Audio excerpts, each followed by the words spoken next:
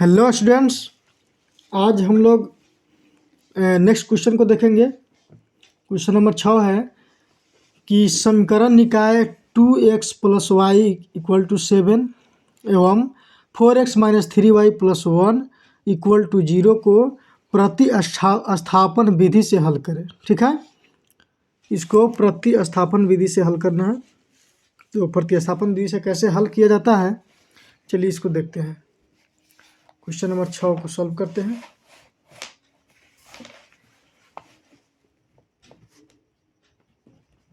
चलिए, ठीक है, हमारा समीकरण निकाला है 2x plus Y equal to 7। यहाँ सबसे पहले हम लिख देंगे 2x plus Y equal to 7। ठीक है, मान लेते हैं यह समीकरण 1 हो गया। दूसरा समीकरण है 4x minus 3y plus 1 equal to 0। दूसरा है 4x minus 3y plus 1 equal to 0। यह जो है हमारा समीकरण 2 है। अब इसको प्रतिस्थापन विधि से हल करना है। ठीक है, किस विधि से? क्वेश्चन में दिया गया है, क्वेश्चन के अकॉर्डिंग हम क्वेश्चन को सॉल्व करेंगे। और दिया रहेगा प्रतिस्थापन विधि से तो प्रतिस्थापन विधि से हल करेंगे, विलोपन विधि से दिया रहेगा तो विलोपन विधि से हल करेंगे, या ब्रजगुणन विधि दिया रहेगा तो ब्रजगुणन विधि से हल करेंगे। तो यहाँ पर हम लिख देंगे प्रतिस्थापन विधि से। प्रतिस्थापन, ओके, प्रतिस्थापन विधि से, क्योंकि हमको प्रतिस्थापन विधि से हल करना है। क्वेश्चन क्या है? पहले 2x plus Y equal to 7, यह हमारा इक्वेशन 1 है। चलिए इसको हम सॉल्व करते हैं। पहले या हम इसको लिख सकते हैं 2x equal to 7 minus y, या x इक्वल टू हो जाएगा 7 माइनस वाई। यहाँ 2 यहाँ गुना में है, 2 गुने x है, इसको हम 2 गुने x बोलते हैं। 2x है तो 2 गुने x, तो 2 गुना में है तो बटा के इसको बराबर के इधर भेजेंगे तो यह बटा में हो जाएगा। तो x का मान कितना आ गया? 7 माइनस वाई बटा 2, यह x का मान आ गया। अब इस x का जो मान है, इस x के मान को समीकरण 2 में रख देंगे तो y का मान निकलेगा। ठीक है, अब इस x मान लीजिए कि x का मान इतना आ गया, तो इसको हम समीकरण 3 मान लेते हैं। ठीक है, चलिए अब लिखेंगे x का मान, या इक्वेशन 3 का मान भी लिख सकते हैं। x का मान समीकरण 2 में रखने पर, ठीक है, मान लीजिए कि समीकरण 1 को तोड़े हैं तो तोड़ करके x का मान जो आया है, तो x का मान समीकरण जो समीकरण 2 रेस्ट है, तो समीकरण 2 में x का मान रखेंगे। तो समीकरण 2 पहले यहाँ हम लिख लेते हैं 4x minus 3y plus 1 equal to 0। यह हमारा समीकरण 2 है। इसमें हम x का मान रखेंगे, या 4 गुने x का मान कितना दिया है? 7 माइनस वाई बटा 2 रख देंगे x का मान, minus 3y plus 1 equal to 0 हो जाएगा। यह प्रतिस्थापन विधि है। अब 2 दूना 4, 2 से कट जाएगा तो हो जाएगा 14 minus 2y minus 3y plus 1 equal to 0, या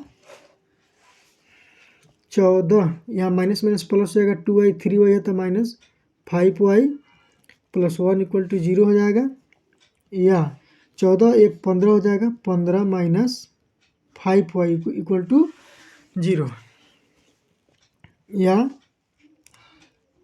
15 बराबर हो जाएगा यहाँ पर 5 y माइनस 5 है तो बराबर के इधर इसको हम भेजेंगे तो हो जाएगा प्लस 5, या y इक्वल टू, मान लीजिए कि यहाँ 5 गुना में है। ठीक है, 15 इक्वल टू यहाँ 15 इक्वल टू 5y है, तो यहाँ 5 गुना में है तो बराबर के इधर इसको हम भेजेंगे तो ये क्या हो जाएगा?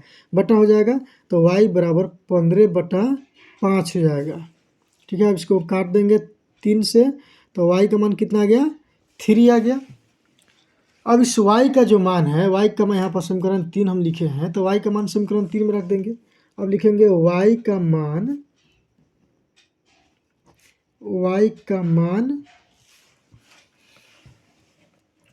ठीक है, y का मान समीकरण 3 में रखने पर, वाई का मान समीकरण 3 में रखने पर, तो समीकरण 3 हमारा है x equal to 7 minus y बटा 2। यह हमारा इक्वेशन कितना है 3 है। अब इसमें y का मान रखते हैं, y का मान पुट कर देंगे, आंसर हमारा आ जाएगा x equal to 7 minus y का मान यहाँ पर 3 आया है। ठीक है, ध्यान से देखेंगे y का मान कितना है 3, तो 7 माइनस 3 बटा 2, इसको घटाएंगे तो हो जाएगा 4 बटा 2 हो जाएगा, इसको काटेंगे 2 से 2 हो गया, तो इसलिए हमारा हल कितना निकल गया x बराबर 2 आ गया। ठीक है, देखिए यहाँ पर x का मान 2 आ गया और y का मान 3 आ गया। ठीक है, यह हमारा आंसर हो गया। तो प्रतिस्थापन विधि से हम इसी प्रकार हल निकालेंगे। अब मान लिया कि यहाँ पर x का मान 2 है, y का मान 3 है। अब इसकी जाँच कैसे करेंगे, हम जाँचेंगे कि यह जो है जो हमारा मान आया है वो सही है या गलत है। तो उसके चलिए इसको जांच करते हैं कि हमारा आंसर जो है सही है या गलत है। तो मान लीजिए देखिए यहाँ पर x का मान 2 और y का मान 3 आया है, तो यहाँ पर x का मान 2 रख के देखते हैं। मान लीजिए यहाँ 2 रखेंगे तो 2 गुने 2 2 4 हो जाएगा, प्लस y का मान 3 आया है, तो y का मान इसमें हम 3 रख देंगे, तो 4 + 3 बराबर कितना आ जाएगा 7। हमारा जो है समीकरण 1 में जो 7 दिया है बराबर में, तो 7 आ गया। तो हमारा आंसर जो है x का मान 2 और y का मान 3 जो आंसर आया वो हमारा सही है। ठीक है, तो इस तरह से बना करके और हम जांच कर लेंगे कि इसका आंसर सही है या गलत है। ठीक है, चलिए क्वेश्चन नंबर 7 को देखते हैं। क्वेश्चन नंबर 7 कह रहा है कि दिखाए कि समीकरण निकाय 4x + 6y = 7 एवं 12x + 18y = 21 के अपरिमित रूप से अनेक हल होंगे।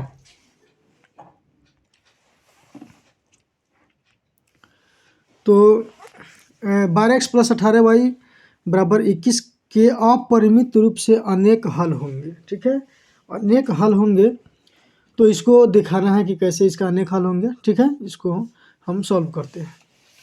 चलिए क्वेश्चन नंबर 7।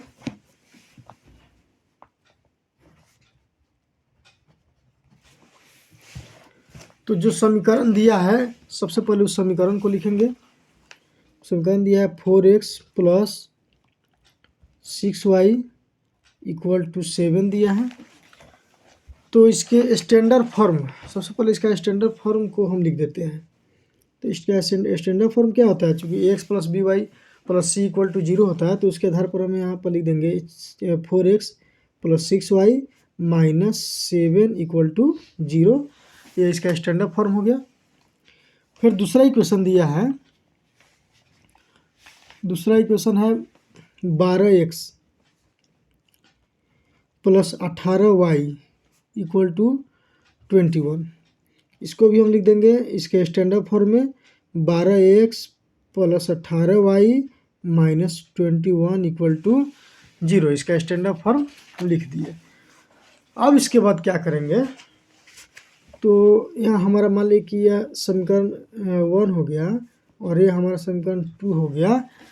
तो इसमें a1 b1 c1 a2 सब का मान लिखेंगे। तो यहाँ हमारा क्या होता है 4x + 6y - 7 है। यहाँ a1 का मान है 4, b1 का मान कितना है, तो b1 का मान 6 है, या 6 होता है, या a1 होता है, या b1 होता है, और या c1 होता है। और c1 का मान कितना दिया है, तो -7 दिया है। फिर समीकरण 2 में चलेंगे, उसी तरह से a2 का मान यहाँ हो जाएगा 12, b2 का मान हो जाएगा 18 और c2 का मान हो जाएगा -21। ठीक है, a1 b1 c1 a2 b2 c2 का मान निकल गया।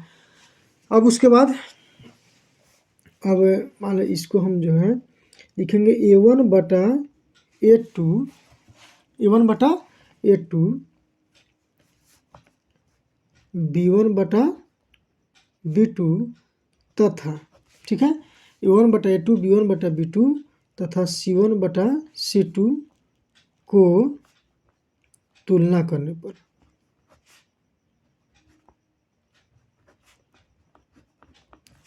पर, मतलब इसका हम तुलना करते हैं, देखते हैं कि तुलना करने के बाद क्या हमारा रिजल्ट आता है। तो A1/A2 है, तो इसको A1 यहाँ पर मान अगर रखेंगे A1/A2 का, तो 4 बटा कितना हो जाएगा 12, 4/12 A1/A2 काट देंगे इसको 3 से हो जाएगा, तो 1/3 हो गया। फिर इसी तरह से B1/B2 का मान रखेंगे तो 6 बटा कितना हो जाएगा 18, इसको भी काटेंगे 3 से तो 1/3 हो जाएगा।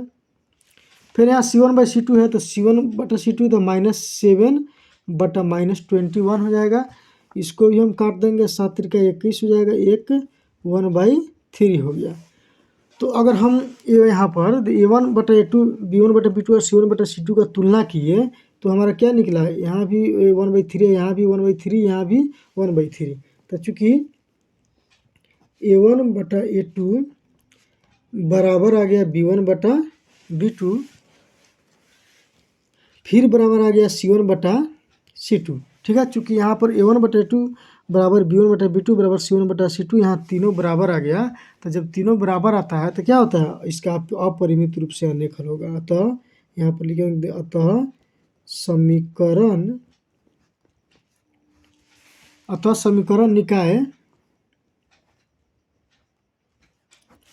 समीकरण निकाय का, यहाँ लिख देंगे हम, अतः समीकरण निकाय का अपरिमित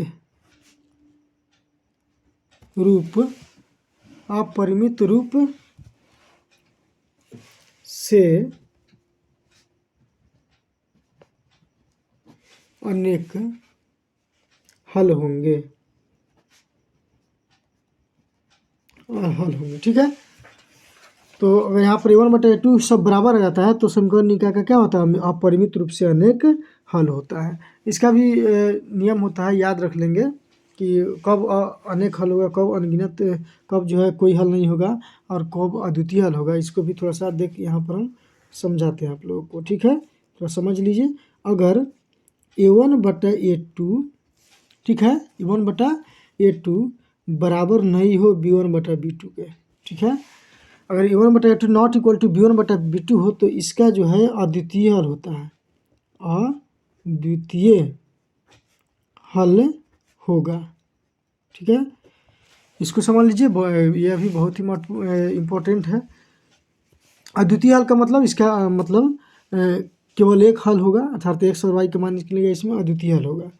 अगर A1/A2 बराबर हो B1/B2 और बराबर हो C1/C2, अगर तीनों बराबर हो, उस तरह से तुलना करने के बाद अगर A1/A2 बराबर C1/C2 बराबर B1/B2 बराबर C1/C2 अगर तीनों बराबर हो जाए तो इस समीकरण का क्या होगा, अनगिनत हल होगा, अनगिनत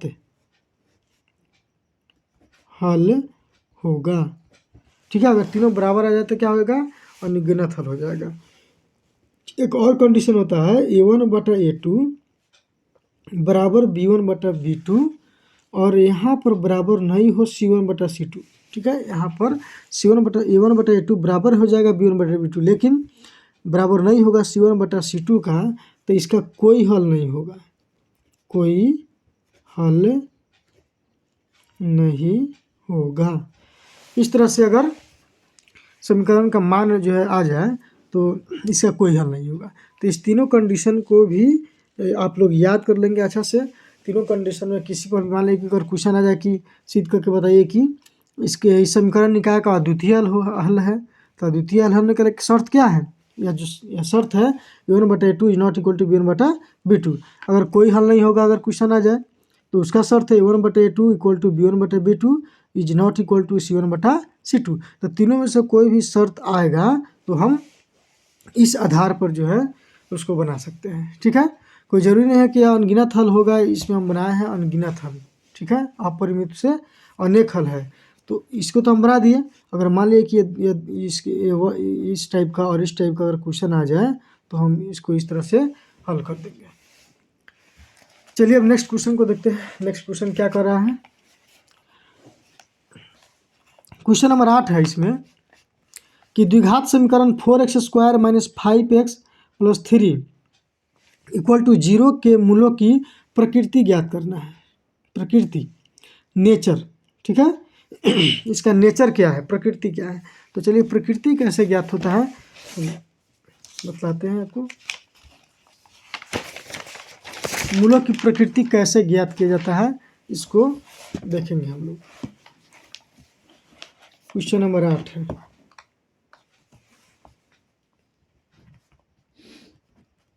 क्वेश्चन नंबर 8 सबसे पहले द्विघात समीकरण जो दिया है उसको लिख देते हैं। हो तो क्वेश्चन नंबर 8 है हमारा। क्वेश्चन नंबर 8 कह रहा है कि द्विघात समीकरण 4x² - 5x + 3 = 0 के मूलों की प्रकृति ज्ञात करना है। मूलों का प्रकृति, मूलों का नेचर कैसे ज्ञात किया जाता है, चलिए इसको देखते हैं। तो सबसे पहले यहाँ द्विघात समीकरण जो दिया है उसको लिख देंगे। द्विघात समीकरण, ठीक है। द्विघात समीकरण क्या दिया है, 4x² - 5x + 3 = 0, यह हमारा द्विघात समीकरण दिया है। तो इसके मूलों की प्रकृति निकालना है। तो मूलों की प्रकृति के लिए सबसे पहले यहाँ हम लिखेंगे a का मान हो जाएगा 4, x का गुणन कितना है 4 है, तो a का मान 4 हो जाएगा। b बराबर हो जाएगा -5 और c बराबर हो जाएगा 3, ठीक है। b का मान कितना निकल गया -5 और c का मान 3। तो d हम निकालेंगे सबसे पहले विवेचक, इसका विवेचक निकालेंगे। विवेचक या विवेचक या विकर्तक भी इसको कहा जाता है। तो विवेचक निकालेंगे d। तो d का फॉर्मूला होता है b² - 4ac। तो इस पर हम निकाल देते हैं। b का मान दिया है -5, तो -5 का स्क्वायर हो जाएगा, -4 इंटू a का मान दिया 4, तो 4 हो जाएगा, इंटू c का मान दिया 3, तो 3 लेंगे। -5 का स्क्वायर हो जाएगा 25, माइनस, अब देखिए 4 × 16, 16 × 48, कितना निकल गया 48 हो गया। यहाँ d का फॉर्मूला होता है b² - 4ac। तो b का मान हो गया -5 है, तो -5 का स्क्वायर -4 इंटू a का मान 4 दिया है और c का मान 3 दिया है। तो 25 माइनस 4 × 16 48 हो जाएगा। अब इसको हम घटाएंगे तो -3 2 -23 आ गया। कितना आ गया -23। तो ये माइनस में आ गया, तो लिखेंगे चूँकि d << 0, d का जो मान है वह 0 से छोटा आ गया। d का मान क्या आ गया 0 से छोटा आ गया। इसलिए जब d का मान माइनस में आ जाता है, ऋणात्मक आ जाता है, 0 से छोटा आ जाता है, तो क्या लिखेंगे, इसलिए समीकरण का, इसका प्रकृति में हम लिखेंगे, इसलिए समीकरण का कोई वास्तविक, समीकरण का कोई वास्तविक मूल नहीं होगा।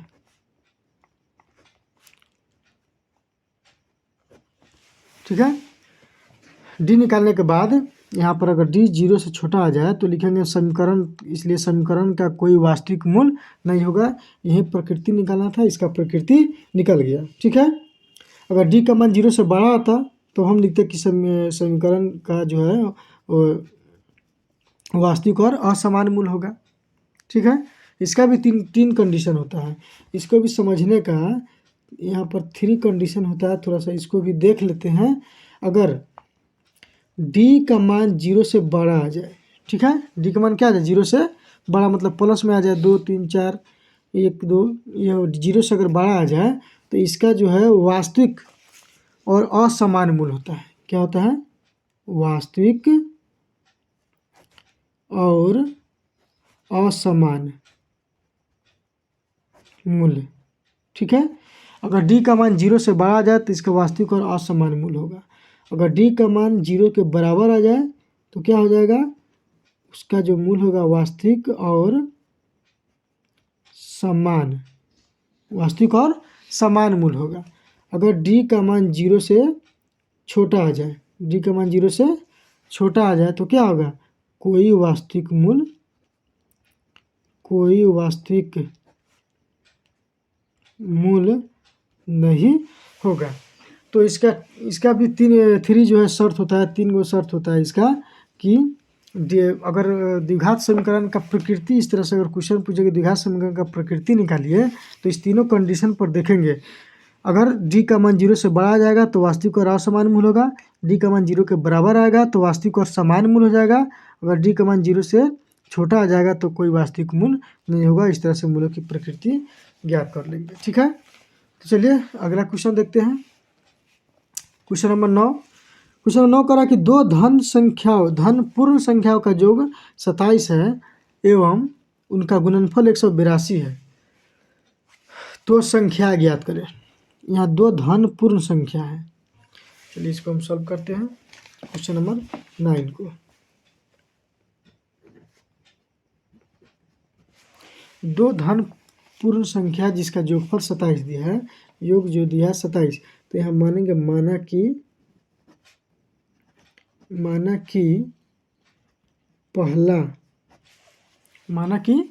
पहला धन पूर्ण संख्या, इसमें दिया धन पूर्ण संख्या, तो मान लेंगे इसी को हम माने कि पहला धन पूर्ण संख्या बराबर x मान लेते हैं। तो इसलिए दूसरा धन पूर्ण संख्या, तो दूसरा धन पूर्ण संख्या कितना हो जाएगा, दोनों का योगफल दिया है 27। अगर एक संख्या को x मान लिए तो दूसरी संख्या हो जाएगा 27 माइनस x। ठीक है, 27 माइनस x। अब लिखेंगे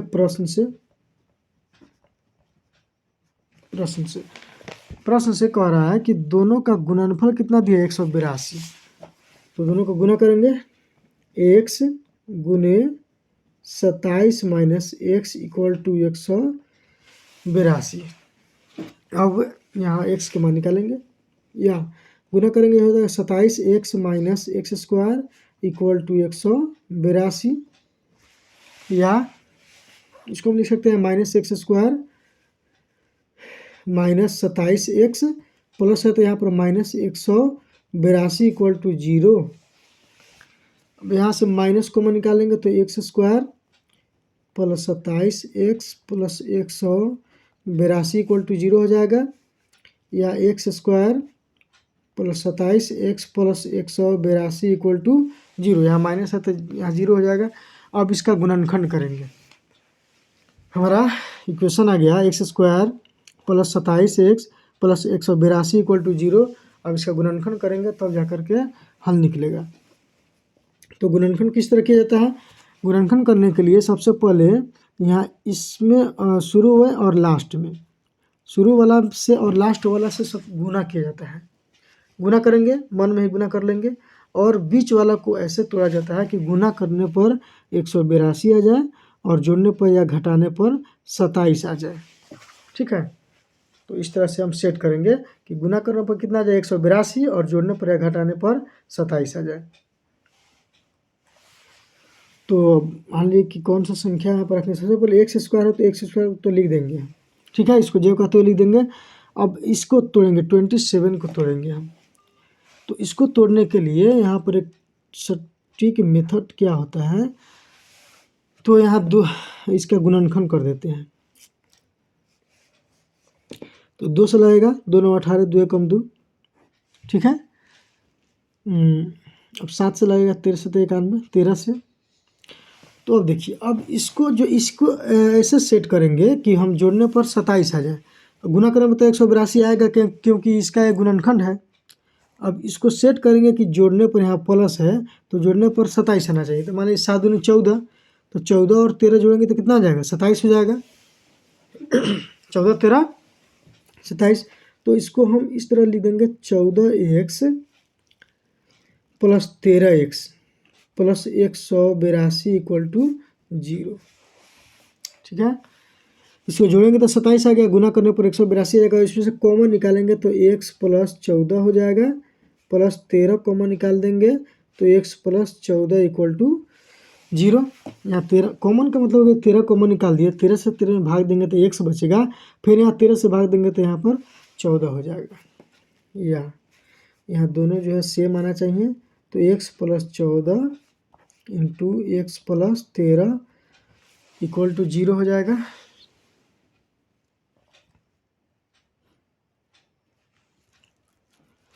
एक मिनट, यहाँ पर थोड़ा सा गड़बड़ हुआ है।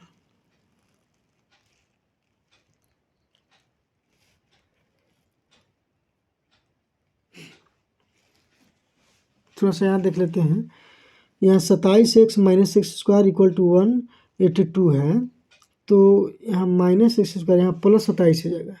ठीक है, प्लस यहाँ पर 27 होगा, माइनस 182 बराबर 0, माइनस यहाँ कॉमन निकालेंगे तो माइनस और यहाँ माइनस हो जाएगा -27, और यहाँ पर क्या हो जाएगा, माइनस निकालें तो प्लस 182 हो जाएगा, तो यहाँ माइनस का चिन्ह होगा।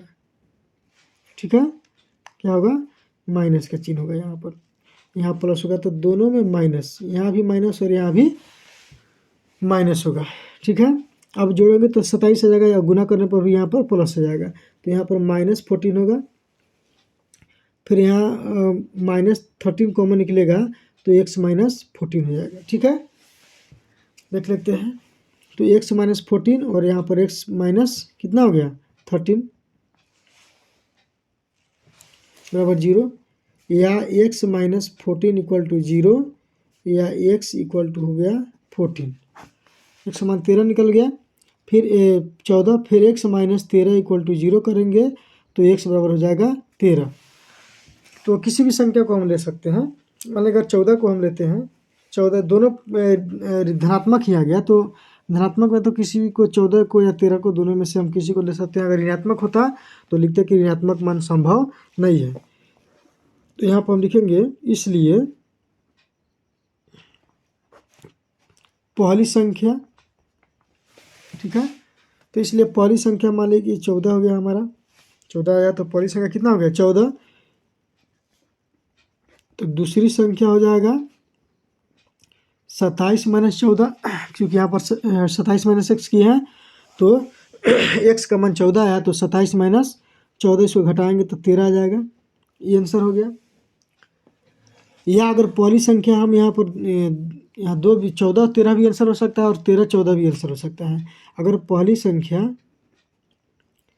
संख्या अगर हम यहाँ पर 13 लिखेंगे तो दूसरी संख्या कितना हो जाएगा, तो दूसरी संख्या हमारा हो जाएगा 27 - 13, यह हो जाएगा 14। ठीक है, तो दोनों कंडीशन में हमारा आंसर सही होगा। एक 14 भी हो सकता है, 13 भी हो सकता है, या 13 और 14 दोनों हो सकता है। ठीक है, तो इस तरह से इस क्वेश्चन को सॉल्व करेंगे। फिर नेक्स्ट क्वेश्चन देखेंगे नेक्स्ट वीडियो में। तब तक के लिए बहुत बहुत धन्यवाद। इसी तरह से जो है आप मेरे चैनल पर बने रहिए, इसी तरह से नए नए वीडियो जो अपलोड करते रहेंगे। तब तक के लिए बहुत बहुत धन्यवाद, और चैनल को लाइक और सब्सक्राइब जरूर कर देंगे। ठीक है।